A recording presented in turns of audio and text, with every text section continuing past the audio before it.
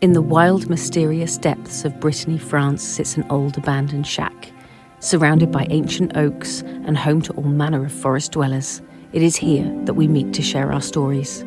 So pull up a seat, swing that light, grab your favourite beverage as we share another tantalising tale in the freaking shack.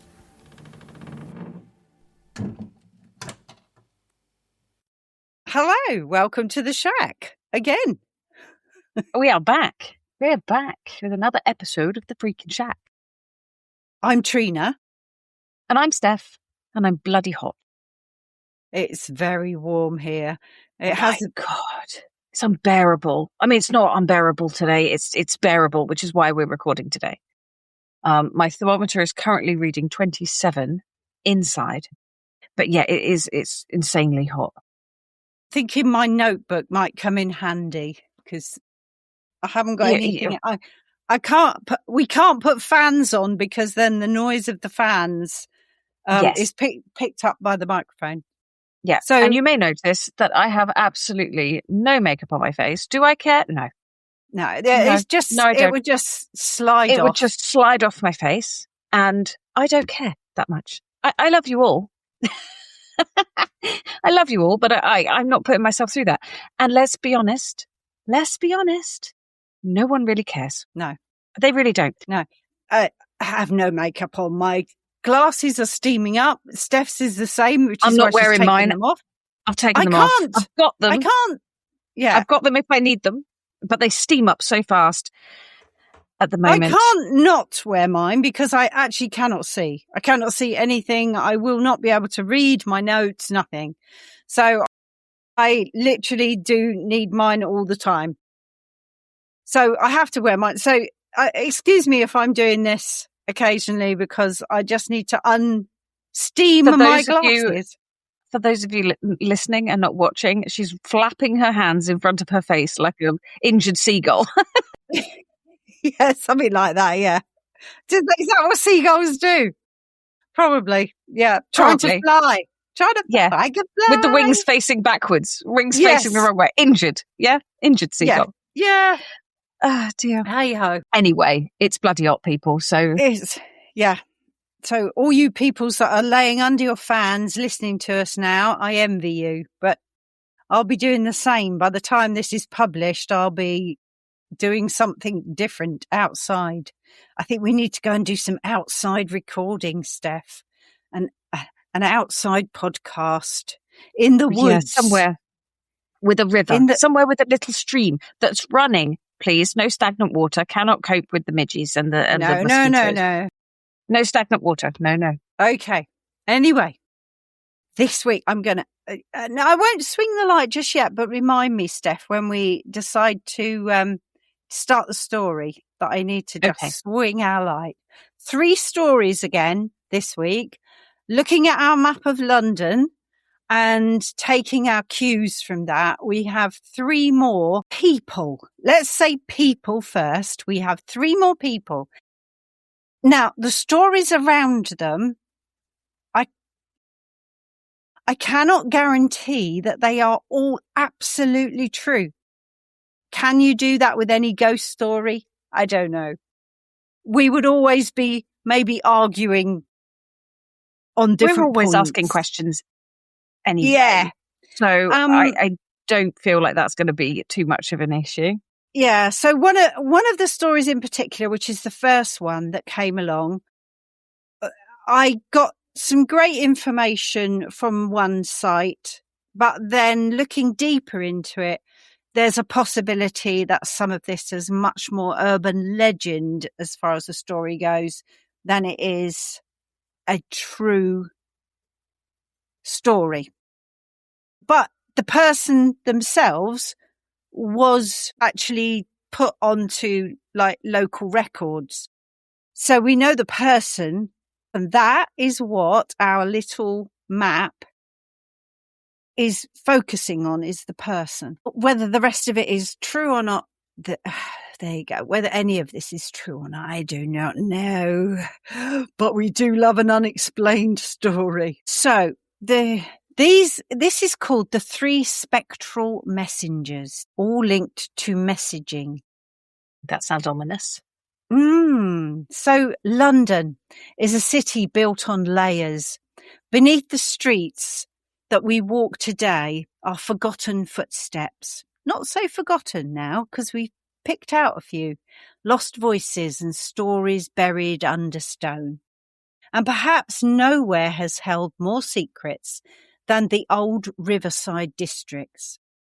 Places where ships arrived carrying strangers, where fortunes were made and lost, and where messages travelled across oceans, and where sometimes the messages never arrived at all.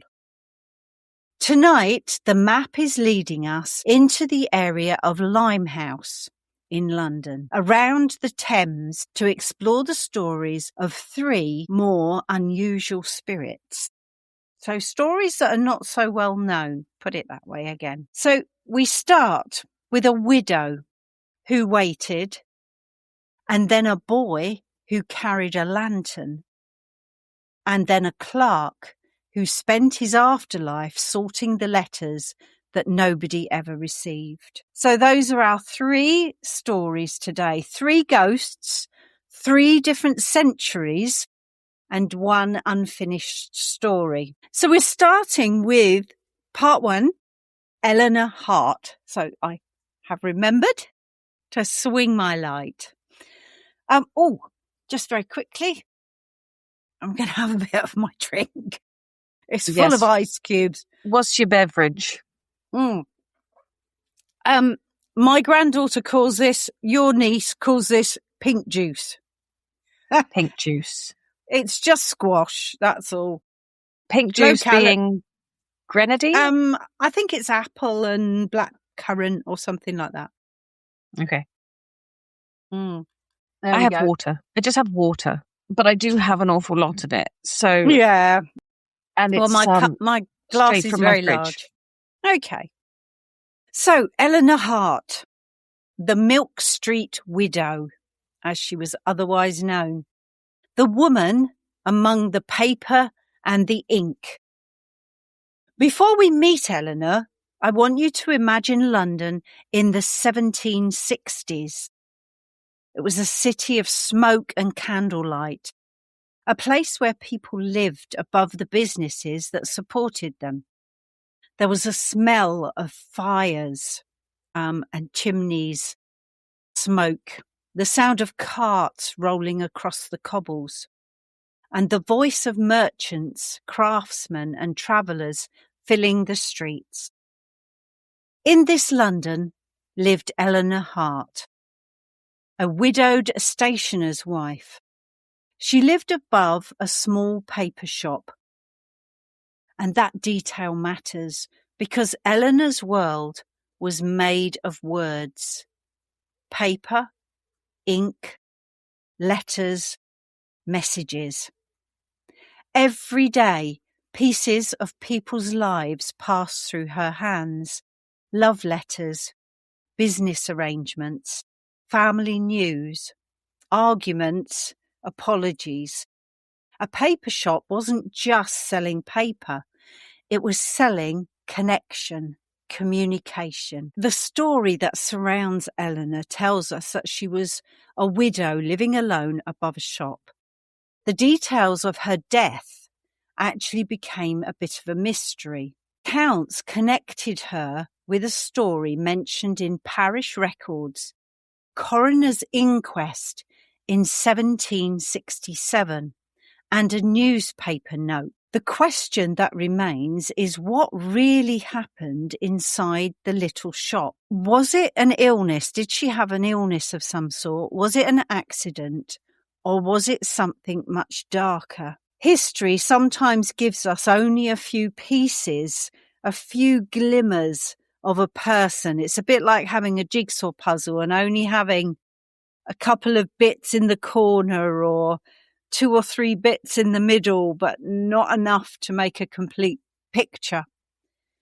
It sometimes gives us a name, a place, a moment, and then silence. The haunting or the legend says that after Eleanor's death, People reported strange things around the old shop.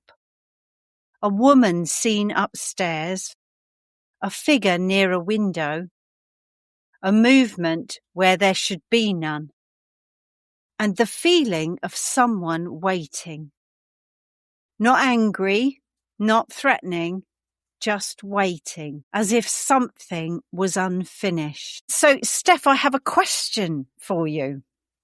Do Go for it. you, yes, and our listeners as well, about this particular lady or this particular seen spirit at this window, waiting, watching, do you think ghosts are tied more to places or emotions? Okay, so this is an interesting one, because when I consider the differences between cats and dogs, right? Mm-hmm. So if you move house with a dog connects much more with its group because they are group animals, right? And whereas if you move house with a cat, we have to take certain, measures to keep them in for a certain amount of time so that they get used to their environment and they know where they are, what they're doing, because they connect more with a location than they do with their people. Usually. Again, this is outdoor cats. This is cats that have a more natural outdoor life. I know a lot of people keep their cats in for various reasons, but there may be differences then. I kind of consider the fact that because we are group-based beings, that we would connect more with people.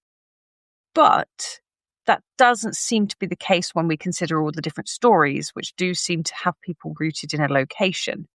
So I wonder whether or not it has something to do with another factor that we're not considering. So in terms of is there something about the manner in which somebody dies? Is it a choice that they can, that they actually have to be able to go, oh, hey, I want to stay here? Or is it something that is done to them as a result of, where something is sort of pinned almost in a spot, whether they want to or not? So I don't know. I don't have enough information is all I'm saying. Yeah, there's not. But we have talked about the spirits before that have seem to be continuing their job after. Yeah. And that's the bit they where I go, die. well, is that a choice then? That they had a choice to do that? But then there's some people that die in horrific incidents where I just think it's like, is that choice taken away from them almost? I don't know. I don't know. There you go. See, there's that answer again. Yeah, I don't know. It's a valid answer. Listeners, if you're listening, please send us in your ideas. If you're watching on YouTube, stick your ideas in the comments. Make sure you're subscribed. We had an extra subscriber this week. This is how excited we get when we get one extra subscriber. We love you all. And it's so amazing when that happens and you're just like, oh, yay, there's somebody else is listening to us. It's very exciting. I need to just add here that our views in Japan and Hong Kong have almost outstripped the USA at the minute. Wow. It's got so high, Japan, hey Hong Kong. If you are just one listener listening to all of our episodes all the way through, thank you so much. Please let us know who you are. Yeah, come and talk to us. Yeah, if you're not on YouTube and you're listening on podcast, which is great, we don't mind either. Can you just send us an email or something? Or even comment. Even just comment and just tell us who you are and where you're from. We don't need addresses, people. Just the vague region, be sensible with it. Yeah. And where did you hear about us? How did you hear about us? Yeah. And we're just so chuffed that suddenly we've got a curve going up. And we would just like to say, yeah, like that. That's like a dance move, that, isn't it? We could do it both ways. if you grew up in the 70s. I'm sorry, but it's just... Yeah, maybe. Bit 60s, actually, some of it. Yeah, I was going to say, yeah, probably a bit earlier than that, yeah. Yeah.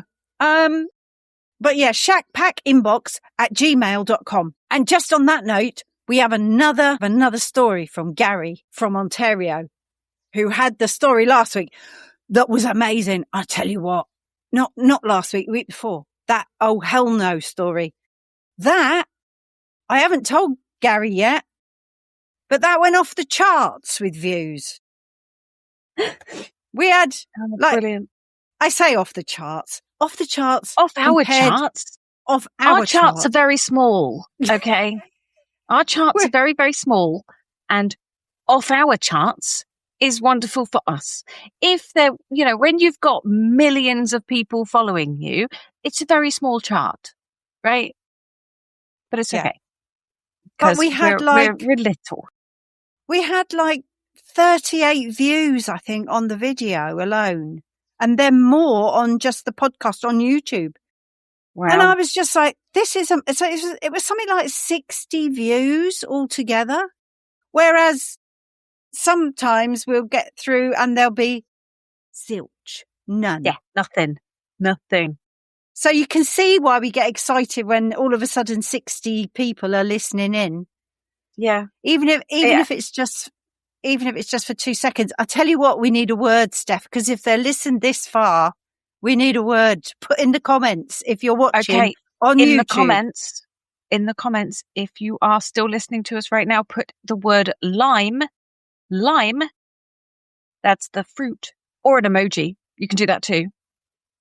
Because we had somebody do that on TikTok. It was brilliant. Yes, put the word lime in the comments if you are still listening, and there'll be another word shortly. So we know who's actually continuing to listen. We will find out who you are somehow.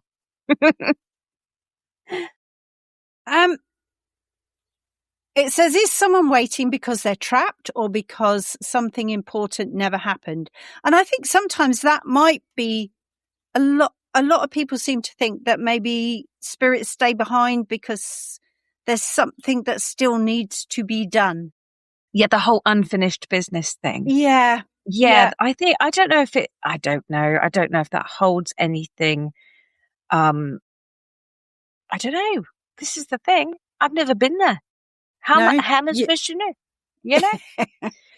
But I do think that if one of the things that I think I've always had in my head, and maybe it's just because I know how my brain works. So I find that I can be a little bit stagnant and feel really quite uncomfortable in my own skin if I do not have some form of plan, some kind of goal that I'm aiming for, either at the end of this year or in the coming months, or there's something to move me forwards. If I don't have that, I can actually become a little bit low in my sort of mental state, and I become very, not depressed. I don't think I've ever sort of suffered with depression as such, but it doesn't help me at all in my mental state. And I know that if I have something that is coming up, something that's, that I'm moving forwards towards, it certainly makes me feel a lot better. So if anything happened to me, you can guarantee I would have unfinished business because I've got something that I'm doing, right? And I can't think of a single, I probably can. If somebody is very, very elderly, and to be perfectly frank, they've had enough, right? I can understand that's the point where they go, no, do you know what? I've had enough and I'm off, right? And be content to go on. But I think if it were me, so many people that I just can't imagine anybody dying early that would not have unfinished business. Do they have kids? Do they have family? Do you know what I mean? There's a reason to be around for a lot of people. Mm. So I think everybody kind of goes with some degree of unfinished business. Yeah. So it makes me wonder how busy the spirit world really is, because it's going to be like King's Cross on a Monday morning. Do you know what I mean? As long as platform 9 3/4 is there, I have no issue, because that's where I'm going. Straight through the wall. I want to know from any of our listeners, have you ever walked into an old building and felt like there was a story hidden there? No. No, I haven't. Yes. See, you haven't. I have. I mean, I look at architecture and go, oh, wow, I wonder what they did here. I wonder what I think about those things, but I don't feel it. I don't feel a thing and go, oh, there's a feeling of, I don't know, anything. So, I can look around a space and go, wow, this is a really interesting space, and look at all the history yeah, I can do that. But no, you know what they say, no sense, no feeling, right? I'm saying nothing. Not me. Part 2. Our next little story. Go ferret. Here we go again. Swing that light. Thank you. The little boy is called Tommy, and he was called the Limehouse Lantern Boy. The Thames has always been a river of movement. Ships arriving, ships leaving, people searching for a new life, people disappearing. In the 1820s, we've now gone into a different century, Limehouse was a world built around the docks. And among those streets worked a young boy known only as Tommy. Tommy was a dockside errand runner, a messenger, a child trusted by the sailors and the workers at the docks. He carried notes, small parcels, and messages between ships and the shore. And his lantern was his badge, a little light moving through the darkness. A sign that said, yeah, probably was, and a sign that said, Tommy is here. The story says that in 1829, during a heavy fog, Tommy vanished. His lantern was later found floating in the river, but Tommy was never found. The river police suspected he may have witnessed something dangerous, possibly a smuggling exchange, something someone wanted hidden. A boy who knew the docks may have known too much. But for years afterwards, sailors and bargemen claimed that on foggy nights they saw a lantern moving along the towpath. Not held, just moving. Dogs refused to follow it, and one captain claimed that the lantern stopped right beside him, and he heard a child's voice saying, "It's not for me, it's for her." Who was her? Was Tommy still trying to deliver one final message? Thank Was goodness. was the lantern still being used to search and find his way? Was he still doing the job that he did in life? The story itself links Tommy back to Eleanor. He was said to have bought his paper from a cheap stationer, possibly the same world that Eleanor had lived in many years before. So she owned a paper shop where they sold paper for messages, and he would have bought paper in exactly the same area where Eleanor had lived before. So there is that little link between them. And suddenly the two stories become connected. A woman surrounded by paper and a boy who carried paper messages. Both linked by things written but never delivered. And again, the same thing. Can a person's purpose survive after death? And it seems to be that this story, the story of people continuing to do things, is an ongoing one. No matter what century you're from, no matter what the spirit is, it is often continuing to do what it did before. And again, we've talked about the stone tape theory. Is this something that just continues on a particular night or a particular time when the emotion and the traumas and the stuff that goes on around these people's lives and their deaths, is it absorbed into the fabric of London, where these continue to walk the path that they walked before? Yeah, there's I was looking up this kid's name, but I can only find Thomas Frank,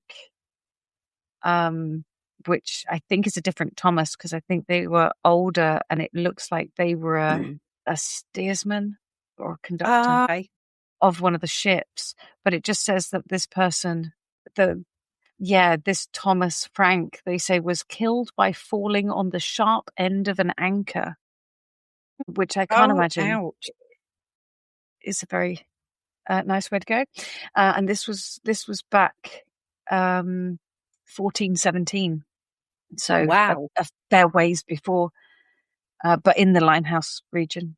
Right. So, yeah. Again, it just goes to show how long that area was connected to the shipping and the boats and the river and yeah. And that was the 1417 was at the time of the inquest.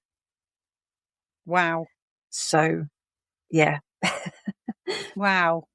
A question for us and the listeners. Would you follow a mysterious lantern in the fog, or would you run the other way?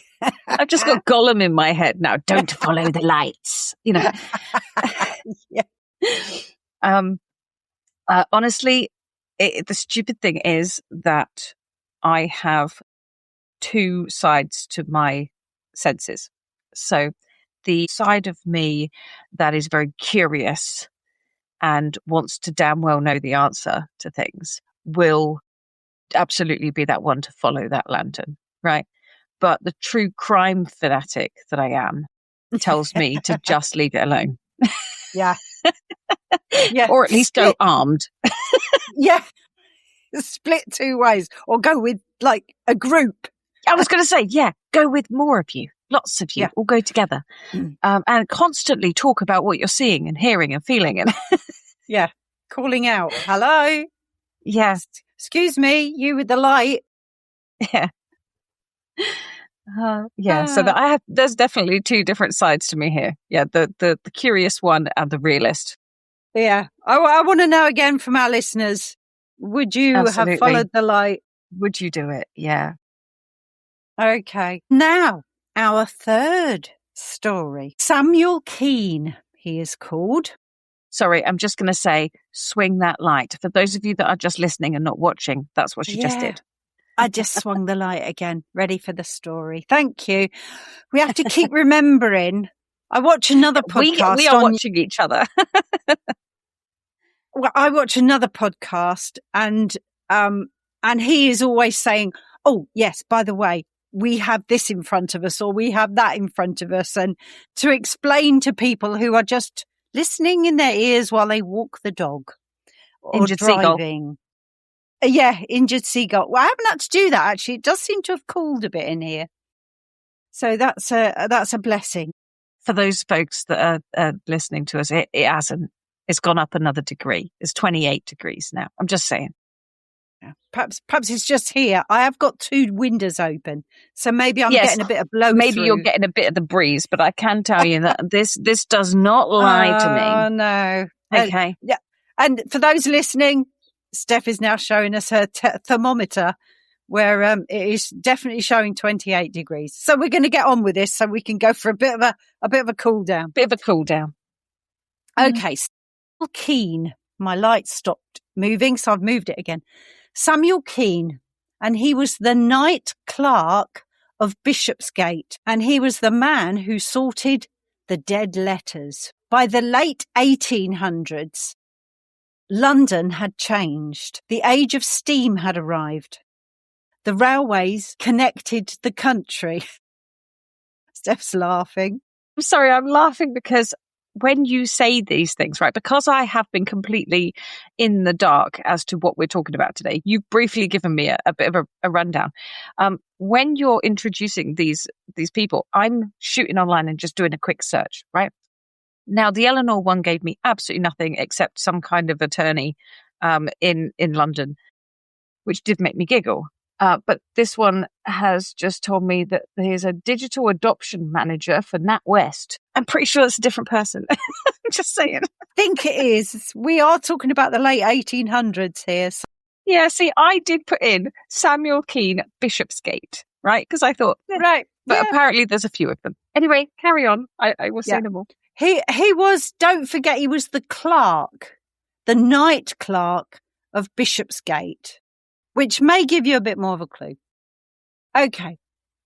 The age of steam had arrived, the railways connected the country, and behind the movement of goods and people were workers like Samuel Keane. He was a night clerk, and he was a man who handled freight records, telegrams, paperwork, and lost correspondence. The story says that Samuel became fascinated by letters that never reached their destinations, messages that were lost in the system, words that travelled but never arrived. And then came the fire of 1899 at Bishopsgate's goods yard. Samuel died trying to rescue a locked metal box. Inside the box, they obviously found the box, were letters, not treasure, not money, but messages. And the legend says the box contained letters from different periods, including paper connected to the time of Eleanor Hart and a message addressed to the boy with the lantern at Limehouse. My goodness. Yeah. To Tom. Yeah. After Samuel's death, workers reported seeing a figure walking through the old yard, a thin man with scorched clothing, sorting invisible papers, moving envelopes and muttering, "I'll get them where they're meant to go." All three are connected: Eleanor, Tommy and Samuel. 3 people, 3 eras, 1 theme: messages. Eleanor lived among paper, Tommy delivered messages on paper, and Samuel searched for lost messages on paper. All 3 died with something unfinished. I want to know what that last message was. I know. Was it like someone's about to set light to the thing? Someone's going to bump somebody else off? Or I don't know. What was in that envelope? I want to know what was in the envelope. Maybe the strangest hauntings aren't always about fear. Maybe they are about things that mattered so much that even death couldn't quite make them disappear. I love that. So okay, Steph, ghosts, no. We could ask the ghosts. I could ask Mortimer, actually. He might come up with an answer for next week. He's not been heard around recently, although I did hear him on the map issue because he thought it was highly amusing that I didn't quite get what the map was all about. But I'm sure we're going to hear more from him over the next few sessions because I think he's going to start dipping in here, especially seeing as we're mentioning his name. So if you were a ghost, what unfinished things would keep you here? You've already answered that question. A little bit, yeah. I don't know. I think that there are people that would consider certain members of their family to be important enough and even just knowing and looking out for the safety and, do you know what I mean? And just looking out for their family. Would you call that a haunting though? Because Maybe. personally, I wouldn't. Would you not? No, because otherwise I'm haunted almost every day in some way, shape or form, because I get little messages. I'm sure I had Molly all around my feet the other day because I was constantly looking down. It's a trip hazard, surely. She is a trip hazard, but she tickles my legs. And when I look down thinking it's a fly, and it isn't a fly, it's Molly. And I go, oh, well, it's Molly. And it just kept happening no matter where I was in the house. And then I go in the bathroom and the lights flicker, and they don't flicker for anybody else. I say to Dad sometimes, do the lights flicker in the bathroom? He goes, no. Why? No. I go, I have to admit, I've never seen your lights flicker in the bathroom. Yeah, they happen all the time for me. And I just go, oh, hi, Dad. I was going to say, that's your dad. Yeah, absolutely. That's proper. 100%. Yeah. If it was going to be anybody messing with the lights, it would be proper. Yeah. Oh, yeah. Anybody messing with any electric, it would be him. Although I will say that if he is around, he was definitely looking out for me during that storm, because all of our neighbours lost electricity briefly and we didn't. Wow. So he was definitely helping me out on that one. See, there you go. Not a haunting, but a help. There you go. A help in hard times. That's what I like. Are ghost memories, or are they people still trying to be heard? Oh, definitely people still trying to be heard, I think. I think this is the thing, because sometimes you see like the stories come through about people who are repeating, like what you were saying, like somebody sorting invisible papers, right? That they're still doing the thing they were doing back then. But when they are interacting with the current times, when those spirits seem to link up to what is happening currently, then you that's something different. Yeah. And I mean, I don't have any answers here, guys. I'm the skeptic of all skeptics. I have absolutely no idea. We're asking our huge audience. Absolutely. Because there's more of you. There's going to be more of you now, right? Ever growing audience. But yeah, I mean, as far as I'm concerned, I'm one of those people that says, I don't know.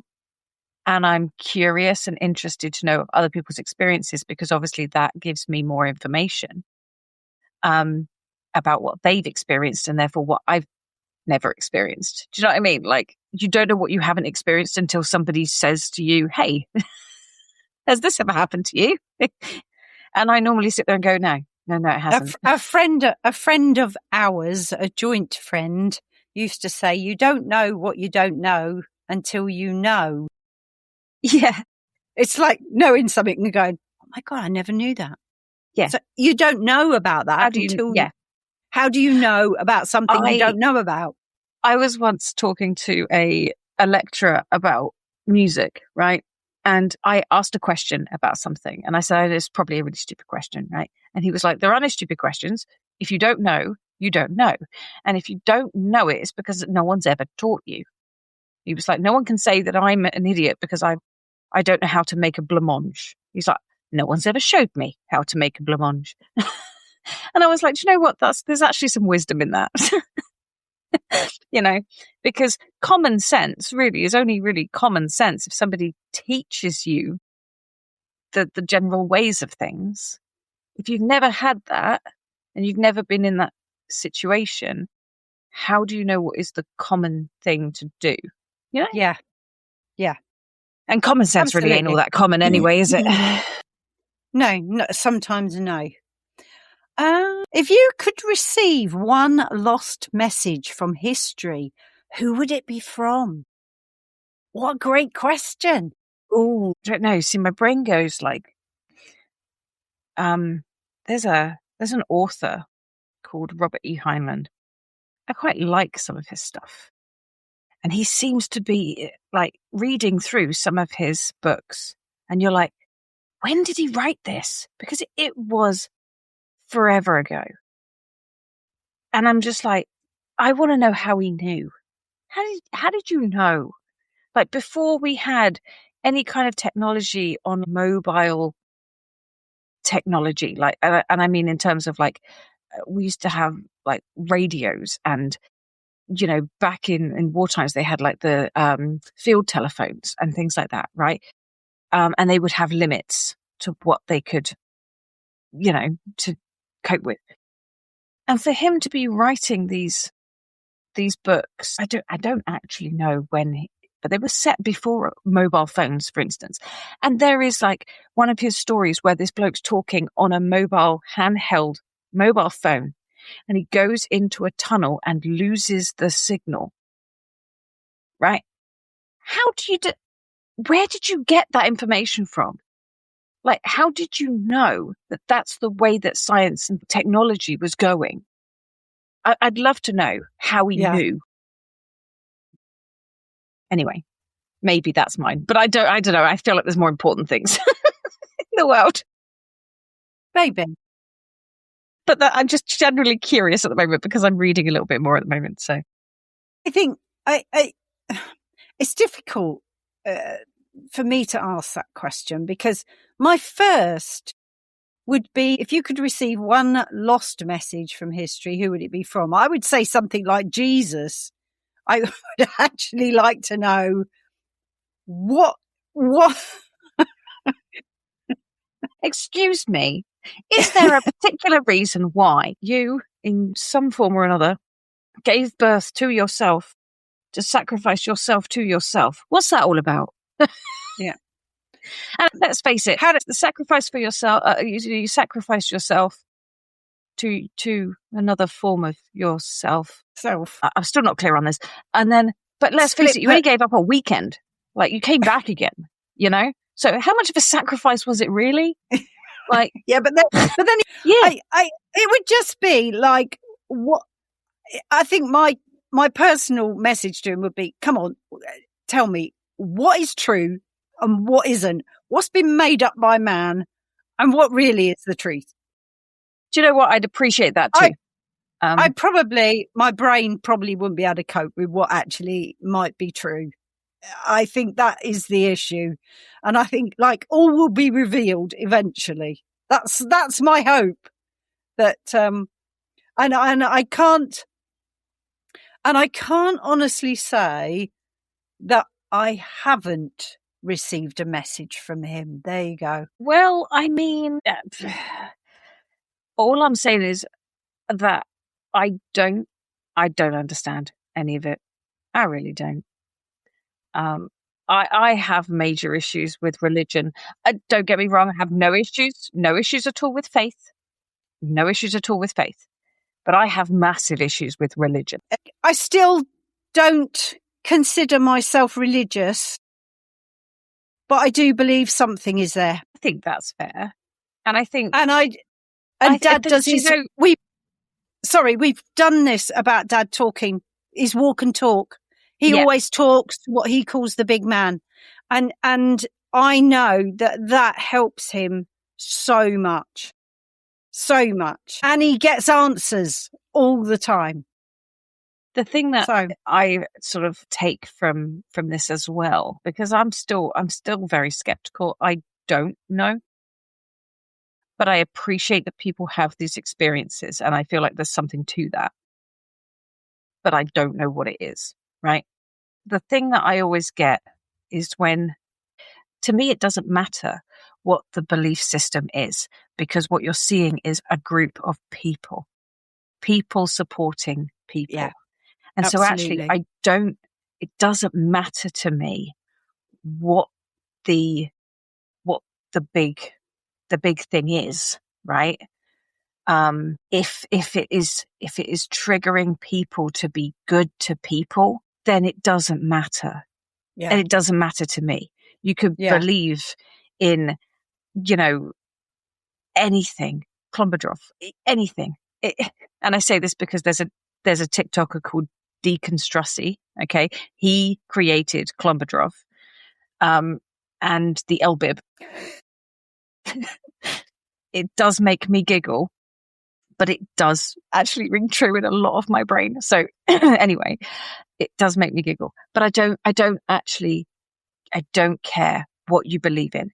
If it triggers people to be good to other people and not to be horrible to each other or treat each other differently because of XYZ, then I cannot see an issue. Yeah. Yeah. Dad we were talking about something. We often are. Me and him talk a lot about different feelings we get and experiences that we have. And and we were talking spiritually the other day about little things. He's been asking for some signs from his mum because he said, I don't get a lot of stuff that I feel is from my mum. And he was asking for some signs, which he eventually got, in actual fact. almost by accident. He almost didn't. He missed one, he thinks, and then got another one. So, and again, we were talking about the religion thing rather than the faith thing. And he was saying, what I do not understand is two armies on both sides of the equation, if you like, that are both praying to God because God is on our side. And he's like, how can God be on either side? Because you're just about to go out and slaughter each other. And that's one of the things you're not supposed to do. How does that work? That cannot be right. You cannot fight in the name of God. It is, doesn't work. No, it doesn't. So, yeah. Anyway, that's it. That's all I'm doing. I'm not going any further. I completely agree. And I think this is the thing for me, is that I don't understand all of the extremism, all of the, take this thing that I think is the right thing and then just kill everyone that doesn't think the same as me, or shun everybody that doesn't, because, you're still pushing those people out. You are still being unkind to others who might think a different thing to you. And I don't understand. I don't get it, because my whole existence is about talking to people and finding out things about people, the way they live, why they live that way, how they manage to, you don't know what you don't know, right? So find out. Saying that, I will put a link on to let's just say they don't need any more subscribers. But a few more won't hurt. I was watching, and I'm trying desperately to remember what the YouTube channel is. I will definitely put a link in. But it's these chaps that go out to the most wildest places. I think I've talked about this before. They go to the most amazing places all over the world where people are scared to go. War-torn zones and dangerous places, and we have mentioned them before, I think. I don't know if that was live actually, but I will definitely put a link in to them.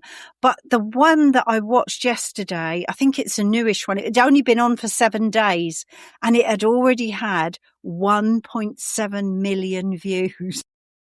Wow. So, like I said, they had gone into the Amazon jungle to meet a man who had lived on his own in the jungle for 30 long time.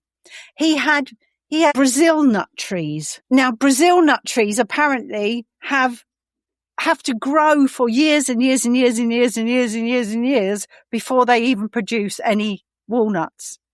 Brazil nuts, I mean. I was going to say, they would have to grow a very long time to produce walnuts. Yeah. Brazil nuts. And he had just harvested his very first Brazil nuts from the trees that he planted 38 years ago. Wow. And, and I tell you what, this man was amazing. You thought he might be a bit reclusive, a bit of a hermit. He was not. He was just open.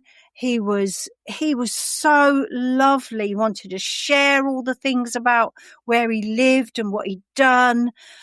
He wanted to share food with them. He'd been out hunting to get food in so that he could cook for everybody. Wow. And the other amazing person on the trip was also another man who had lived a lot of his life in the Amazon jungle, grew up there as a boy.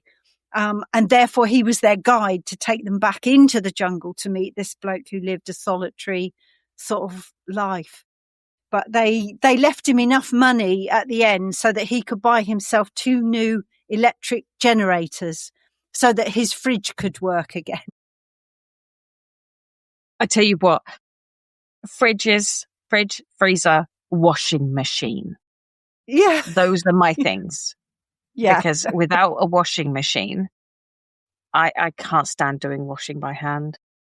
Okay. Anyway, to finish, I want to know if anybody, and we do have an old letter, it says, do you have an old letter, object, or keepsake that feels like it carries a personal energy or a person's energy? And we actually bought an old cabinet, and I found a letter written underneath, all in French, Wow. that I have kept. But it was sent. It had been sent and it had been opened. It was sent from Paris. The early 1900s, I think, this letter had been sent. The writing is very difficult to read, and therefore the translation is more difficult because you have to get the French word first before we can translate it properly. But it looks like just a letter from family to another family member, but from Paris to somebody here in Brittany. So, and that's where we bought the cabinet from a second-hand shop. But the letter, I took the drawer out to clean the drawer, and it was underneath the drawer. So not in the drawer, but right underneath. So I don't know if it had been kept as a special thing. I don't know. So, but there you go. So that's mine. And I want to know if any of our listeners have got. Yeah, I don't think I really have much like that. Anything that has I guess the only thing I would put to that is maybe my charm bracelet. I have my charm bracelet that is obviously relevant to all the things in my life that have happened. So that holds a certain significance. But I think only really to me, I don't know. Yeah, I have my mum's charm bracelet, and that's got all the things significant to her through her life. Yeah. Well, it was her that was the inspiration for me doing mine. Yeah. So anyway, we want to know what you listeners have got out there that you can that carries a personal energy or a person's energy that hopefully is a good energy, nice energy, a positive one. Yeah, nice to hear about the positive ones. But if you do have something in your house that has negative energies to it, what is it and what gives you that impression? Yeah, because I'm curious about that too. Yeah, and why do you keep it? Why do you keep it? Where do you keep it? Is it something that you like shut in the loft somewhere at the back at the furthest possible point, or I don't know, under the floor or something? Yeah, whatever. And if you're not sure what these sort of things are, go back and look at our Cursed Objects series. Yeah, and also the story about the Mirror Man. Yes. You'll be very worried about buying anything secondhand from a market in Brittany. The Brocons have a whole new feel after that. Absolutely. Anyway, the river carries away many things, ships, secrets and stories. But sometimes, somewhere in the fog, a light appears. And perhaps it's still searching for the one person who needs to receive the message. And we hope that you've received message today of welcoming you into the shack, because you are very welcome here in the shack. And thank you all for joining us today. And I shall leave it to Steph to say goodbye. With that being said, dear listeners, keep your minds open and your lamps lit. And we will see you again next time at the Freaking Shack. Goodbye. Don't forget to subscribe. Goodbye, everyone. Bye. Thanks for hanging out in the shack with us. If you've got a strange story, theory, or even just a spooky question, send it to shackpackinbox@gmail.com, because we'd love to hear from you. Follow us to ensure that you never miss an episode of The Freaking Shack, because listening to us is much cheaper than therapy and slightly more spooky. Until we meet again next week, Shackpackers, take care.